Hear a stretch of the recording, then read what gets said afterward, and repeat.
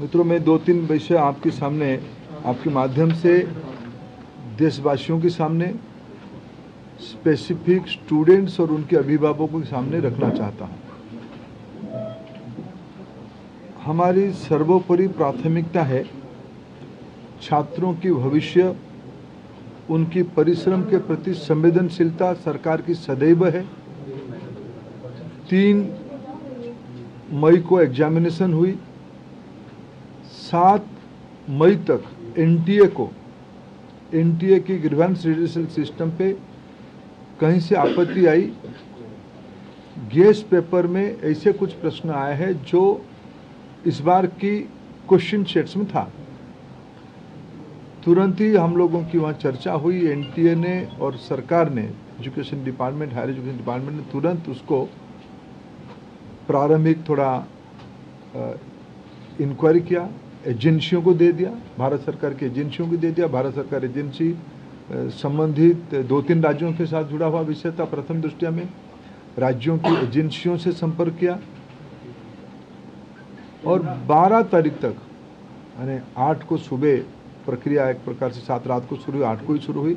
8, 9, 10, 11 3-4 दिन में जब हमको स्पष्टता हुई, हम कंफर्म हुए हैं कि इस बार गेस्ट पेपर की आड़ पे क्वेश्चंस बाहर गया है।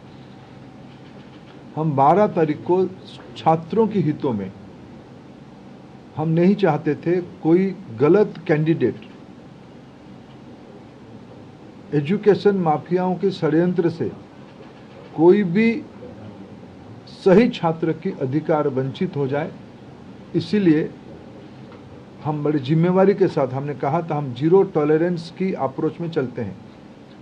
हमने पिछले बार जो विसंगति आई उसमें जो हमने राधाकृष्णन कमेटी गठन हुई थी, पिछले 25 और 26 दोनों साल हमने राधाकृष्णन कमेटी को शब्दशः इम्प्लीमेंट किया। उसके बावजूद भी ये दुर्घटना हुई।